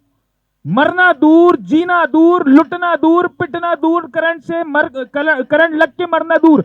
ये शहर से ऐसा खौफ है सिंध गवर्नमेंट को, इस पाकिस्तान पीपल्स पार्टी को, इन जागीरदारों वडेरों को, कि ये शहर की नुमाइंदगी कैसे सही होगी जब आप काउंसिल ऑफ कॉमन इंटरेस्ट में इस सेंसस के अंदर अपने मुंह से मीडिया पे कहते हैं कि 4 करोड़ आबादी है, और इनकी ढिठाई का आलम ये है, इनकी बेशर्मी का आलम ये है कि काउंसिल ऑफ कॉमन इंटरेस्ट में जाके साइन कर देते हैं 2 करोड़ 5 लाख पे, सारे मान जाते हैं, चाहे ओपोजिशन हो, चाहे जमात सॉरी चाहे पाकिस्तान पीपल्स पार्टी हो, फिर मीडिया पे अनाउंस करते हैं 4 करोड़। भाई जब आप हमें डेवोल्यूशन ऑफ पावर नहीं दोगे, डिस्ट्रीब्यूशन ऑफ रिसोर्सेस नहीं दोगे, आप, मैं कहता हूं आपके प्रोग्राम से मुतालबा करता हूं, ये अवाम भी मुतालबा करे कि जब जब रोजाना की बुनियाद पे जो वहां से कमाने यहां आ रहा है उसका टूल प्लाजा पे ट्रैकिंग आईडी दी जाए, ताकि और 7 to 10 डेज में उनको ये मैंडेटरी किया जाए कि 10 डेज में आप अपना एड्रेस कराची का डालेंगे। क्यों ऐसा हो रहा है कि वहां से कमाने वहां आ रहा है, काउंटिंग उसकी सिंध में हो रही है, तो सिंध में जो वहां यहाँ का बजट जो उसको यहाँ रहते हुए मिलना चाहिए उसको वहां काउंट करके वो बजट वहां ले जाया, और वसाइल यहाँ के इस्तेमाल हो रहे हैं। ठीक है अंकल, आपने तफसील से सुन रहे हैं, क्या देख रहे हैं, आपने एक अरसा गुजार दिया होगा यकीनी तौर पे। आज नौजवान यहाँ बैठ के कुछ अपने दुखड़े रो रहे हैं, इस शहर को किस तरह चलाया जा रहा है वो बताया जा रहा है इस शहर के नौजवानों की जानिब से, इस शहर के लोगों की जानिब से। इतनी अरसा गुजार दिया है, क्या देखा आपने, कुछ तब्दीली देखी, कोई बेहतरी की उम्मीद देखी? आप बुजुर्ग शहरी हैं। सिर्फ जमाखश होता है यहाँ पर और कुछ भी नहीं होता, और बड़ी मायूसी के आलम में ज़िंदगी गुजर रही थी। अब जमात इस्लामी के जो कुछ लोग आए हैं तो इससे एक उम्मीद जागी है हमारे दिलों में, और इंशाल्लाह हम इनसे उम्मीद करते हैं कि आइंदा ये रोशनी और इजाफा करती रहेगी और इंशाल्लाह हमारा शहर भी अमन का गहवारा बनेगा। आप क्या समझते हैं जनाब, आपने भी एक अरसा गुजारा है, कैसा देख रहे हैं शहर को? इस शहर को वैसा देख रहे हैं जैसे पहले था उस तरीके के नहीं है, अब मज़ीद सिटी ऑफ लाइट तक आ जाता है। बिल्कुल ऐसा ही है। और अब क्या देख रहे हैं? अब उससे बद से बदतर ही देख रहे हैं। बद से बदतर। आप कैसा देख रहे हैं शहर को? मैं तो ये देख रहा हूँ कि मतलब नौजवान जो है हमारा, वो अभी मैं इस कंडीशन में हूँ कि मैं अपने बच्चे के, कल आज यहाँ बात कर रहा हूँ मीर रज़ा की, कल मैं अपने बच्चे की बात कर रहा हूँ। कल अपने बच्चे की बात कर ये आलम है हमारे यहाँ कि हम अपने छोटे बच्चों को बोलते नहीं घर से बाहर नहीं निकलो, बच्चे अगवा हो रहे हैं, और हमारी पुलिस क्या कर रही है, अगर आप कॉल करें 15 पे तो 1 घंटा तो वो ये पूछने में लगा देगा कि आना कहाँ पे। और यही वजह आज है कि हमारे यहाँ सिंध से उठ के आके यहाँ पे बैठा हुआ है हमारा डोमिसाइल PRC वाला पढ़ा लिखा काबिल लड़का, फूड पांडा का राइडर है, और वो बेचारा रोड पे मर रहा है। उसकी इन्वेस्टिगेशन करने एक मैट्रिक पास बंदा आ रहा है कि भाई उसको रास्ता नहीं पता। मतलब हमारा अलमिया ये है कि हम घर से निकलते हैं तो हमारी माँ दुआ कर रही थी कि हमारा बेटा आज घर आ जाए। मतलब हमने बड़ा मतलब शहर ख़त्म कर दिया, तबाह कर दिया इन लोगों ने। इस गवर्नमेंट को क्या, मैं तो कहता हूँ जो कह रहे हैं ना कि इनको यहाँ से खुद ही चले जाना चाहिए कि यार इससे पहले कि हम लोग नौजवान जो आज जेन ज़ी निकला हुआ है वो इससे पहले इनको कुर्सियों से उतार के धक्के दे के बाहर निकाले, खुद निकल जाए, बोले यार हम छोड़ के जाएँ यहाँ से। दुरुस्त कह रहे जेन ज़ी निकाले, इससे पहले सरकार में बैठे वो माफियाज खुद निकल जाएं, वरना सरकार के अंदर ये जेन ज़ी आएगा उतारने के लिए, उतारने आएगा। और जेन ज़ी ने आज बोल भी दिया है ये दस्तरखान बंद कर दो, ये दस्तरखान सबसे बड़ी वजह है। एक गैर मुकामी आके यहाँ खाना खा रहा है, यहाँ पे रिहाइश कर रहा है, फुटपाथों पे सो रहा है, वही सुबह उठ के हमारे लोगों को लूट रहा है। हमारी माँ बहनें महफूज नहीं है, उनसे पर्स खींच के ले जाते हैं, बच्चे गोदों से गिर जाते हैं। मतलब हमारी कोई अपने पास कैश भी नहीं रख सकता, अपने हक के लिए घर से बाहर भी नहीं निकल सकता। अगर आप एहतियाज के लिए निकलेंगे पुलिस उठा के ले जाएगी। ये नौजवान सही कह रहा है, तालियां बजाकर जरा मुझे एहसास तो दिलाएं कि हाँ यार हम लोग लाइव है। अंकल आप भी जरा मुझे बताएं ना, आपने इन सब मौजूद मेहमानों की बात सुनी, कैसा देख रहे हैं? अब ये जो सिचुएशन बन रही है, रोज़ बरोज़ उलझन पैदा हो रही है। बिल्कुल, ये तो बिल्कुल भाई ने भी जो बातें बोली है ना, बिल्कुल सोना ने सही बोली हैं, क्योंकि इस कराची के अंदर तो बिल्कुल बहुत बुरा हाल हुआ है। ना इंफ्रास्ट्रक्चर सही है, ना रोड सही है, ना पानी है, ना गैस है, ना बिजली है, और बिल इतने आ रहे हैं कि इससे बुरा हाल हुआ। सरकार लेना जानती है। फैजान साहब उठाए ना जरा माइक यार, जरा देना। क्या नौजवान करते रहते हैं आप? सरकार हर जगह कह रही है कि लूँगा मैं, सरकार कह रही है मुझे ट्रैफिक चालान दे दो। खुली कचेरी कर रहे हैं आप, प्रोग्राम देखता हूँ मैं आपका, माशाल्लाह लोग देखते हैं, MP MNA काउंसलर चेयरमैन सबको बुलाते हैं। अच्छा, सबका रोना एक ही है, इख्तियारात नहीं है, करप्ट है, सिस्टम ख़राब है, ये सब भावना है। अल्लाह ताला कुरान में भी फरमा रहा है, शरीयत भी इस चीज़ का पाबंद करते थे, गलत के साथ खड़ा होना, गलत का साथ देना, आप भी गलत हो। आज तक किसी काउंसलर ने इस्तीफ़ा दिया है कि मैं स्क्रैप निज़ाम का हिस्सा नहीं बनूंगा कि रोज़े मैशर मुझे जलालत का हूँ? डाउन चैनल आपके ऊपर ये लेकर आ रहे हैं। नहीं, मैं इनकी तरफ नहीं लेकर जा रहा, ये आपकी तरफ लेकर आ रहे हैं। करूंगा, बहुत सारी बातों का इत्तेफाक। वो कह रहे हैं भाई करप्ट है तो इस्तीफा दे दो। दे देना। देखो, आप कहते हैं पीपल्स पार्टी करप्ट है, मान लिया, उसको सपोर्टिंग के अंदर सीटें किसकी खड़ी हुई हैं? हट जाएं सारे, गवर्नमेंट गिर गई, नई गवर्नमेंट बना लें, जेनजी को आगे लाना है, मेरिट के ऊपर हम खुद फैसला कर लेंगे। आप ये देखें इस तो आप जमात इस्लामी पे बराह रास्त इल्जाम लगा रहे हैं कि ये रुकावट है सिस्टम के अंदर। जमात इस्लामी की बात तो 1-2 सीटें हैं, बाकी दूसरी सियासी जमात की बात कर रहे हैं। बल्दियाती निज़ाम के अंदर अच्छी अरे भाई डाउन चलें, मौजूद है। अगर आप इनकी तरफ बोलना चाहते हैं तो मैं इनसे भी बोलूंगा कि अगर इनको लगता है सिस्टम करप्ट है तो नीचे काउंसलर से उतारना शुरू कर दें। एक बात। दूसरी बात ये कि एक अलमिया है, जब आप लाइसेंस ब्रांच में जाएंगे ना तो बोलेंगे 62 ईयर्स के बाद जो है आपको लाइसेंस अलाउ नहीं करेंगे। ऐसा ही है कि आप बाइक नहीं चला सकते। ऐसा ही है। कैसा निज़ाम है, 62 साल का बंदा बाइक नहीं चला सकता और 77, 75, 70 साल का बंदा मुल्क चला रहा है। भाई ये बात है। क्या अपना फैजान साहब ने मौक़िफ़ दिया। उसामा साहब ज़रा माइक पकड़ें। मैं अपना मुझे ज़रा समझना मुश्किल हो रहा है। वो कह रहे हैं भाई निज़ाम को नहीं चलने दो, जैसा चल रहा है ख़राब है तो इस्तीफ़े दो। फैजान साहब का ये मुतालबा। मैं ये जानना चाह रहा हूँ नौजवान इस वक्त क्या सोच रहा है। क्या वो जिस तरह भी निकला है, निकल चुका है, डर के मारे बैठ जाएगा, प्रेशर आया बैठ जाएगा, या हम देखेंगे आपकी ऑब्जर्वेशन क्या है, आपकी कैलकुलेशन क्या कहती है, आप बहसियत नौजवान जज्बात इस वक्त क्या रख रहे हैं कि इस वक्त और मजीद बढ़ेगा और गुस्सा किस लेवल पर है नौजवानों का, और अगर इसको सही तरीके से नहीं संभाला गया तो मुस्तकबिल करीब में आप क्या देख रहे हैं सिचुएशन। सबसे पहले मैं ये बात करना चाहूँगा कि ना हमें कौम बनना पड़ेगा। अगर आप ऐसा सोचते हो कि हम इधर इनकलाब ला सकते हैं, यही बात करना चाह रहे हैं ना आप कि इनकलाब कैसे आएगा, तो हमें इस लसानी फसाद से, इस मजहबी कि मैं शिया तू सुन्नी, इससे निकलना पड़ेगा। और आज भी अब आप देखें इस शहर को फिर एक बार जो है दहशतगर्दी की तरफ लेके आया जा रहा है, वही महाजर कार्ड खेला जा रहा है, वही सिंधी कार्ड खेला जा रहा है, उसी चीज़ों पर लड़ाया जा रहा है। मैं आपसे एक सवाल करना चाहता हूँ, चले मेरी बात आप छोड़ दें, सूबे की बात की जाती है, चीज़ों की बात कर दी जाती है, चलो बना दिए सूबा। जब आपके इख्तियारात जो हैं आपकी लोकल गवर्नमेंट के एक टाउन नाजिम तक, एक डिस्ट्रिक्ट चेयरमैन तक जब वो मुंतकिल ही नहीं होंगे तो वो सूबा भी क्या कर लेगा। यहाँ पर हाल ये है कि एक मेयर कराची जो है उससे वो गवर्नमेंट का एक सेक्शन ऑफिसर बाहरी है कि जिसके इख्तियार के बगैर मेयर कराची भी कुछ नहीं कर सकता। मेयर कराची का ये इख्तियार भी नहीं है वो कराची के किसी इलाके से पार्किंग कटा सके। भाई बहुत चीजें तो बहुत दूर की बात है, चीजें सेटल फ्री कर दी उन्होंने कहा कोई पैसे नहीं होगा, उसके बावजूद भी लग रही है। तो सर जी जिस तरह आपकी जब गवर्नमेंट बनाई जाती है, ये गवर्नमेंट चल रही है, इसके पैरेलल एक सिस्टम भी चल रहा है, वो सिस्टम जो है वो इस गवर्नमेंट से पारी है। चाहे वो बिल्डिंग कंट्रोल अथॉरिटी उठा के देख लें, चाहे वो एमडी उठा के देख लें, चाहे वो केडी उठा के देख लें, चाहे वो पुलिस का निजाम उठा के देख लें, जो सिस्टम पैरेलल चल रहा है, जो उन चीजों को चला रहा है, वो उन गवर्नमेंट से, उन अथॉरिटी से बहुत ज्यादा भारी है। आप मुझे बताएं इस शहर के अंदर नौजवान जो हैं वो जो है ट्रक के नीचे आके मर गए, क्या हल निकला। हत्ता के जिन्होंने कत्ल किया, जिनके ट्रकों के नीचे आए, वो आज फिर बरी उज़्ज़माए और बाहर घूम रहे हैं। उन लोगों पे एफआईआर कर दी जाती है, उन लोगों पे मेरे भाई ने कहा एटीसी के मुकदमे बना दिए जाते हैं जो बेचारे अपने हक के लिए आवाज बुलंद कर रहे होते हैं। मगर एक बात मैं करना चाहूंगा, कुरान की आयत है वकुल जाल हक वज़हकल बातिल इन्नल बातिल कान ज़हूका, बेशक हक आएगा और बातिल ने मिटना है और बातिल मिटेगा। पूरी उम्मीद है आप इंशाल्लाह। नाज़रीन बात कर रहे हैं फैजान साहब, सिंध सरकार के ऊपर आप लोग तनकीद का निशाना बना रहे हैं। पिंक स्कूटी दे दी ख़वातीन के लिए, ट्रांसपोर्ट के निज़ाम के अंदर जो है वो बसेस दे दी। सरकार अपने तौर पर दावा कर रही है कि हम फ्लाईओवर्स भी बना रहे हैं, हम सड़कें भी बना रहे हैं, हम रिफॉर्म्स के ऊपर भी काम कर रहे हैं। कोई गलती होती है सच्चों को भी हटा देते हैं। फिर क्या मसला है आप लोगों को सिंध हुकूमत से, क्या मसला है सरकार से कि आप लोग मुतमईन नहीं हो रहे। अच्छा पहले तो ये बताएं आपकी रिहाइश जहाँ पर है वहाँ कितने घर हैं? काफ़ी घर हैं। कितने? 100, 200, 500, 1000? इससे ज़्यादा हैं। 5000 होंगे। हाँ। कितने घरों को पिंक स्कूटी मिल गई? कितने लोगों को देखी है? नहीं मैंने नहीं देखा, काफ़ी लोगों को फिर नहीं मिली। किसको मिली है? कराची छोड़ के हैदराबाद की फिक्र लग गई कि हैदराबाद में पिंक स्कूटी देंगे, जब यहाँ के लोगों को नहीं दी।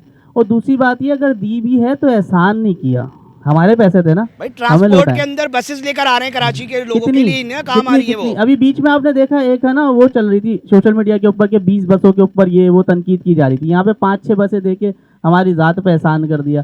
ट्रांसपोर्टेशन यहाँ पे है नहीं, सिक्योरिटी है नहीं, आए दिन लोगों की माओ बहनों के साथ आप देख रहे हैं किस तरीके की हरासमेंट हो रही है। ठीक है सिक्योरिटी नहीं है ना। अब वो घर से ग्रीन लाइन बस स्टॉप जाने के लिए कितने सारी चीज़ों को फेस करती हुई आ रही है, क्योंकि पीछे से ना आ जाए बदमाश टाइप का बंदा, कोई मोबाइल छीन ले, तो इतनी सारी चीज़ें फेस कर रहे हैं। आप गली गली ट्रांसपोर्टेशन चलाएं ना, ट्रांसपोर्ट ना होने के बराबर है एक बात। फिर दूसरी बात ये आपने कहा कि एसएचओ जो है वो मीर अली रज़ा के शहीद के उसमें चक्कर में हटाया।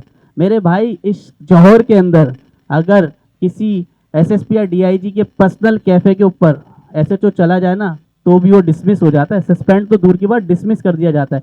कहाँ क्या नहीं चल रहा, सरकार किसकी है? आप बोलते हो ना सिंध गवर्नमेंट बहुत अच्छा काम, कोई एक काम मुझे बता दे, कोई एक वादा, कोई एक डिलीवर बता दें। सोलर पैनल हर चाइना ने दिए, हर किसी के घर की छत के ऊपर लगे हुए होने चाहिए थे, ऐसे ही है। दिया ना पैसा, उसका ऑडिट आया आज तक आपके पास? नहीं आया, नैब में चला गया, रेफरेंस दायर हो गया, सब कुछ हो गया, पी गए। उससे पहले भी जो आज वजीर ट्रांसपोर्ट भी रहे जलील राम मेमन साहब, इनके ऊपर क्या था? नैब का रेफरेंस था, शहद मिला था, याद है या भूल गए? फिर उनको मिनिस्टर बना दिया। मतलब ऐसी हमारी क्या जाती मफादात और ऐसी क्या मजबूरी है? ये 6-7 लोगों के अलावा क्या पूरा सूबा सिंध नहीं चलेगा? ठीक है, पॉइंट आ गया। मतलब आप कह रहे हैं कि जी 6-7 लोग हैं जो पूरे सिंध को चला रहे हैं। हसन साहब को मैं चाहूँगा ज़रा पकड़े। सर, मोहसिन नकवी साहब फरमाते मौजूदा सिस्टम जो है ना वो कोलैप्स हो चुका है। आपकी क्या राय है? और आजकल सूबों के हवाले से भी बातचीत बाज़गत जो है वो शुरू हो चुकी है, हर फोरम पे इसको डिस्कस किया जा रहा है। क्या समझते हैं कि नौजवानों को बिलखुसूस और शहर के लोगों को इन सूबों के बनने के बाद उनके मसाइल हल हो जाएंगे? अली भाई, ये सिस्टम जो है ना ये आज नहीं कोलैप्स हुआ, ये 15-20 साल पहले कोलैप्स 2008 के बाद से होना शुरू हो गया था। मोहसिन नकवी साहब अब सियासत में आए हैं तो जाहिर सी बात है उन्होंने इजहार ख्याल बतौर सियासी शख्सियत अब करना शुरू किया है ना। पहले जब वो बात करते होंगे तो उस बात की वेटेज इतनी इसलिए नहीं होती होगी क्योंकि उनके पास कोई पोर्टफोलियो नहीं था, क्योंकि वो इंटीरियर मिनिस्टर है माशाल्लाह, तो उनके पास पोर्टफोलियो।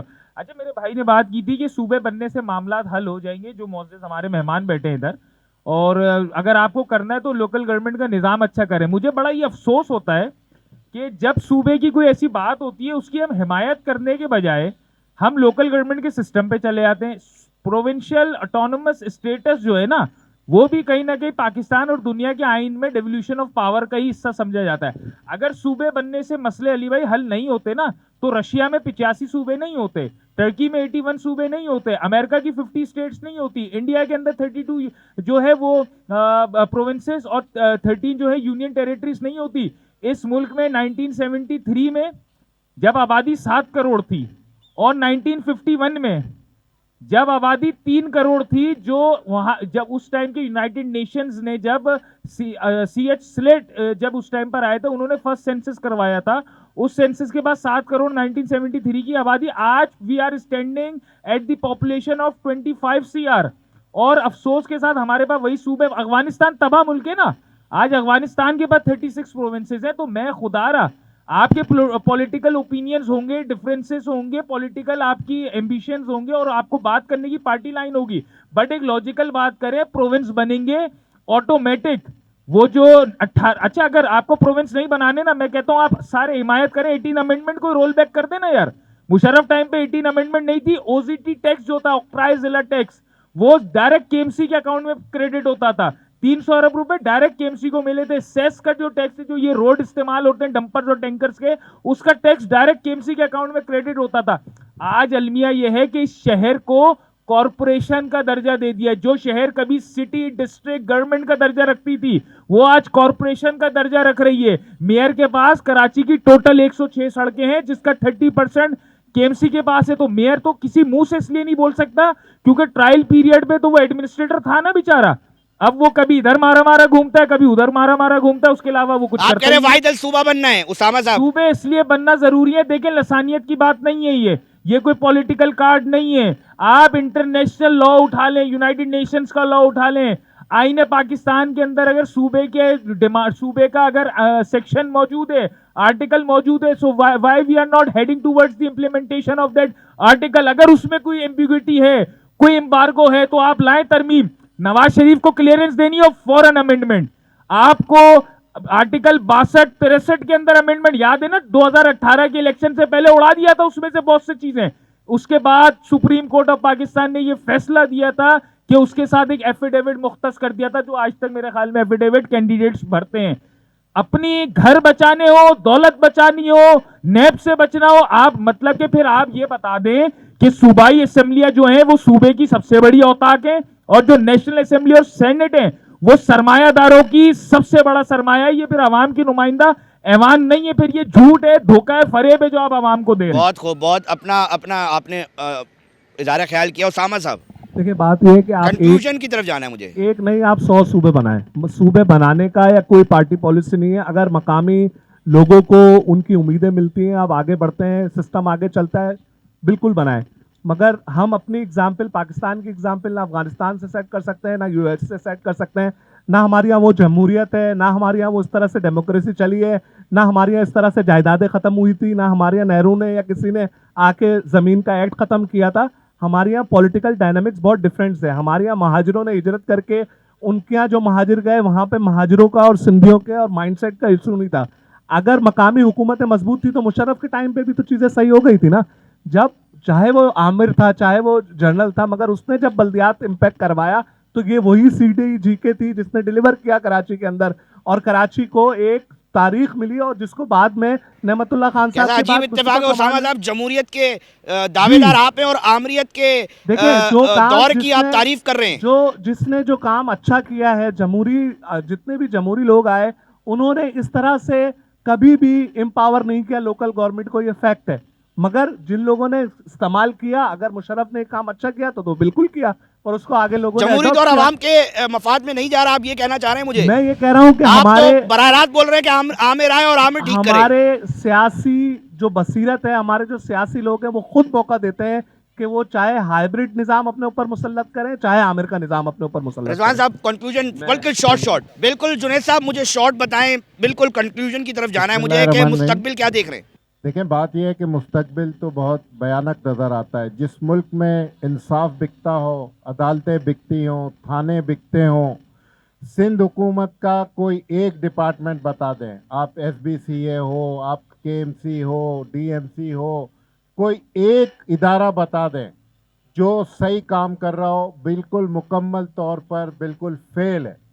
इस मुल्क के अंदर लोग जिसको वोट देते हैं वो जीत जाता है। मैं यहाँ से सूबाई असम्बली का 104 से PF से मुंतखब हुआ हूँ। 125 पोलिंग स्टेशन के 100% मेरे पास रिजल्ट मौजूद हैं। मुझे 30,000 वोट मिले, मेरी सीट 4 वोट वाले को दे दी गई।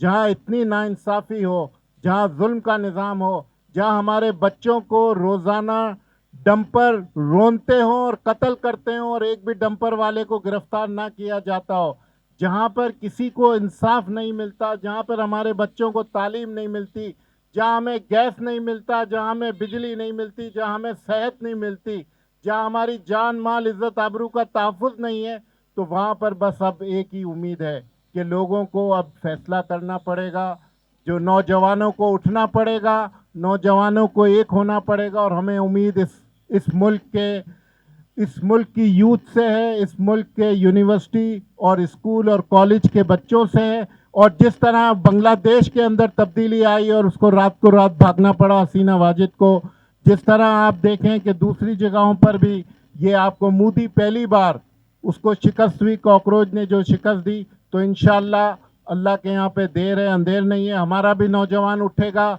और इन जालिमों को गिरेबान से पकड़कर इंशाअल्लाह इनको नीचे फेंकेगा। मुबीन साहब थोड़ा सा मुझे बताइएगा, नौजवान निकलेगा, कोई स्ट्रीट मूवमेंट आएगी, कोई इसमें तब्दीली आएगी, और सरकार को जो तैयार ही नहीं है शायद लोगों की मौके सुन के मुझे ये लग रहा है काम करने को, वो काम कर सकेगी? अली भाई, मेरे हिसाब से तो यहाँ पर जितने लोग बैठे हुए हैं वो इस बात को खुद विटनेस करेंगे कि तब्दीली जो आप बात कर रहे हैं कि स्ट्रीट मूवमेंट पे लोग बाहर आएंगे, हमारी यूथ बाहर आएगी, तो भाई यूथ बाहर आ चुकी है। 10 दिन से चार मीनार चौरंगी पे और नर्सरी के बस स्टॉप पे जिन बच्चों को आप देख रहे हैं, जिन औरतों को आप देख रहे हैं, वो लोग हैं कि कोई पॉलिटिकल पार्टी यहाँ पर उस अवाम को आज तक रोड पे नहीं लेकर आ पाई जो A लेवल्स का बच्चा, IBA का बच्चा वहाँ पर आकर हमारी नुमाइंदगी कर रहा है। तो मेरा मोटिव सिर्फ इतना सा है, हमारी जो बात का कंक्लूजन है वो सिर्फ इतना सा है कि जो हमारी सिंध हुकूमत है वो सिस्टम वाकई कोलैप्स हो चुका है।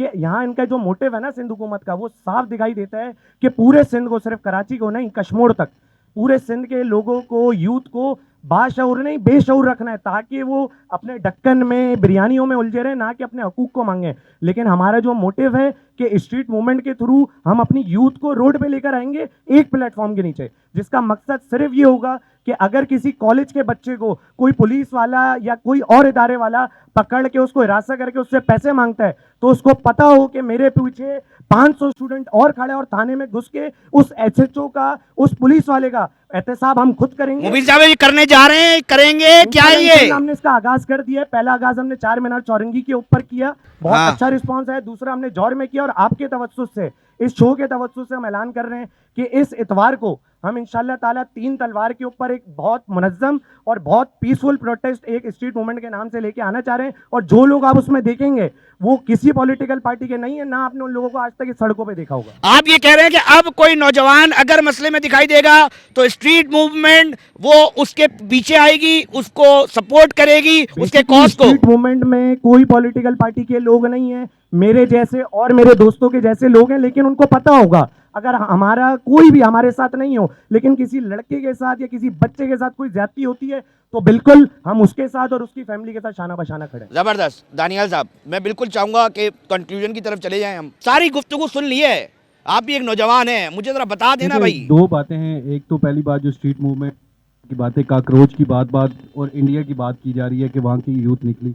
देखिए उनकी यूथ निकली, वहाँ पे निकल के आपको इनकलाब आया? नहीं इनकलाब आया, सिर्फ एक इस्तीफा हुआ। क्या उनका सिस्टम बदला? मेरा सवाल यह है कि आज जेनजी बाहर निकल जाती है, जेनजी पे गोलियां चलती हैं, लाठी चार्ज होता है, होगा क्या?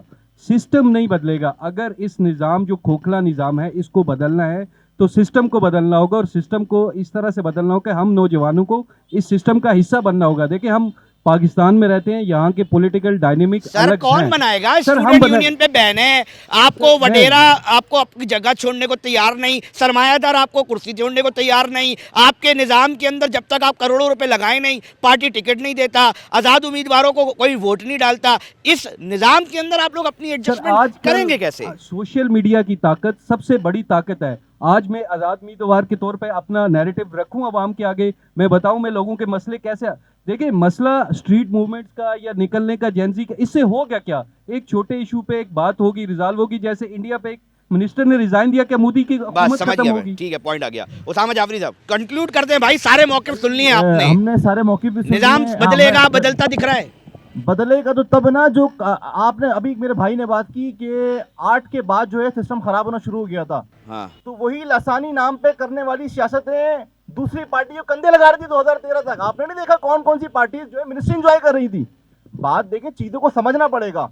ऐसा नहीं है कि अगर पीपल्स पार्टी ने या सिंध गवर्नमेंट आगे कोर्ट वेटिंग में बात करें कि उन्होंने चीजों को खराब किया, तो आप वाले जो 50 साल से महाजिर का नाम ले रहे थे वो भी कोई दूध से धुले नहीं थे, वो भी आपका नाम इस्तेमाल करते हुए आप देखे ना, 1-2 पत्ती। आप एमक्यूएम की बात कर रहे हैं? किसी की आप मुझे वो बताएं, आप एमक्यूएम की बात करें, बताएं ना यार खुल के। बिल्कुल बात कर रहे हैं। हाँ। जो महाजिर का नाम लेते थे और 2 बट्टी की चप्पल में आए थे, आज वो करोड़पति कैसे बन गए? सवाल किया जाएगा सिर्फ पीपल्स ये महाजिर कम्युनिटी कर रही है उनसे सवाल। महाजिर कम्युनिटी तो बेचारी, जो हकीकत महाजिर कम्युनिटी, वो तो साइड में बैठी, वो अमन चाहते हैं। ये शहर ने गोली के फसादात चीजें बहुत बर्दाश्त कर ली हैं, लसानी फसाद, मजहबी फसाद इस शहर ने बहुत बर्दाश्त कर ली है। अब ये शहर जो अमन चाहता है, ये शहर के लोग अमन चाहते हैं। 2 नस्लें हमारी बर्बाद हो गई हैं। अब ये शहर महाजिर नाम पे, सिंधी नाम पे, बलोची नाम पे फसादात कटने मरने को तैयार नहीं है। फरहान साहब जल्दी से कंक्लूड कर दें। Thank you. देखें सबसे पूरा कंक्लूजन यही है हमारी मीटिंग का। भाई ने भी बहुत अच्छी बात की। देखें इसमें इंसानियत का कानून लाएं, जो इंसान समझे। जैसे मीर रजा को एक जानवर समझ के आपने उसके साथ क्या किया? कोई भी हो, पहले फिरका, मज़हब, पॉलिटिकल पार्टीज ये साइड में होनी चाहिए। बाहर ममालिक की तरह इंसानियत का कानून होना चाहिए। इंसान बने पहले खुद भी, और इंसानियत सोच सलूक ना करें। और वाकई अगर सिस्टम को आपने अच्छा करना है तो एडमिनिस्ट्रेशन आपकी अच्छी होनी चाहिए, प्रोसिक्यूशन अच्छी होनी चाहिए। और ये जो पॉलिटिकल जितनी भी पार्टी है, ये इम्तिहान देकर आए ना सीएसएस की तरह। हर कोई आ जाता है, कोई भी आके खड़ा हो जाता है, उसकी कोई ना तालीम है, वो कैसे मुल्क चलाएगा? मुझे बताएं आप। वो तो फैजान साहब कह रहे हैं 6-7 लोग हैं, तो मसला वही है, वजीर, यही वही मसला है। तो जब भी जेनजी खड़े होते हैं, जेनजी आजकल आपसे ज्यादा ये सोच रही है, ये सोच रही है। नहीं, सोच इसलिए रही है कि वो आपसे ज्यादा 10 साल आगे, वो 10 साल की प्लानिंग सोच रही है, उसे पता है कि आगे मगर उस जेनजी को इख्तियार नहीं दिया गया। ठीक है फरहान साहब, जनाब आपने मुख्तलिफ आरा सुनी, आपने तमाम लोगों की गुफ्तगू सुनी। मेरा मकसद सिर्फ इस बैठक से ये था कि लोग क्या सोच रहे हैं आप तक पहुंचा दूं। सिंध हुकूमत में शायद रहने बसने वाले वजीर सुन रहे हो मेरी बात, शायद इख्तियार रखने वाले ओहदेदार सुन रहे हों, सरकार के अंदर बैठे वो ताकतवर लोग सुन रहे हों, या गैर सियासी लोग सुन रहे हों, तो ये मुकदमा था छोटा सा। कुछ लोग, कुछ नौजवान, कुछ सियासी समाजी लोग क्या सोच रहे हैं शहर के अंदर रहने बसने वाले, ये मैंने आप तक पहुंचाया है। देखते हैं कि इसके नताइज क्या आते हैं और क्या आइंदा मुस्तकबिल करीब में नौजवान जिस तरह निकल रहा है, क्या किसी दिन हमें पता चले कि जनाब कोई बड़ी जो है मूवमेंट तैयार हो गई है और सरकार में बैठे लोग और उनकी कुर्सियां हिलना तो नहीं शुरू हो गई। क्या ऐसा हो सकता है? ये एक सवाल है जो इस वक्त बड़े बड़े लोगों के जहनों में है। देखना ये है कि क्या ये मुमकिन बन सकेगा, क्या जैनजी और नौजवान निकलकर कोई तब्दीली लेकर आ सकेंगे या नहीं। प्रोग्राम आपने मुकम्मल देखा, अपनी राय से हमें आगाह कीजिएगा। प्रोग्राम का वक्त जो है वो इख्तिताम पर पहुंच चुका है। अपने मेज़बान और GTV न्यूज़ की टीम को दीजिए इजाज़त। अल्लाह निगहबान।